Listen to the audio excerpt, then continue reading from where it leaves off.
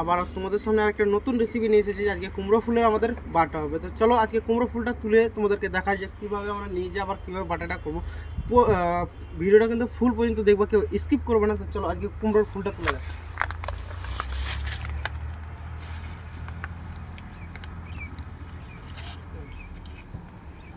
কুমড়োর ফুল আমাদের তোলা হয়ে গিয়েছে অলরেডি। আমাদের দুটো তোলা ছিল আগে, সেই জন্য আমরা ভিডিওটা বানাতে পারি না। তো আমাদের কুমড়ো ফুল কমপ্লিট এখন তোলা। তো চলো আমাদের সাথে। হাই গাইস, আমরা কুমড়োর ফুল উঠিয়ে নিয়ে এসেছিলাম, তখন দেখেছিলেন। সেটাকে এখন সেই রেসিপিটা আপনাদের সামনে শেয়ার করব যে কীভাবে এটাকে বাটা করব, দেখতে থাকুন। প্রথমে দিয়ে দেবো সরিষার তেল।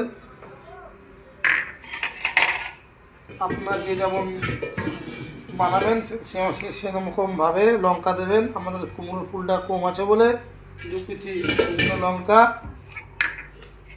দিয়ে দেবো, রসুন। এটা ভাজা হয়ে গেল, এবার দিয়ে দেবো কালো জিরা, এবার দিয়ে দেবো সাদা জিরা। এটাকে একটু ভেজে নেব।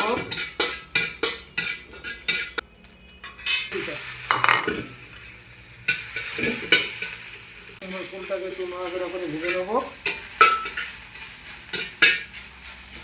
এবার দিয়ে দেবো হালকা লবণ।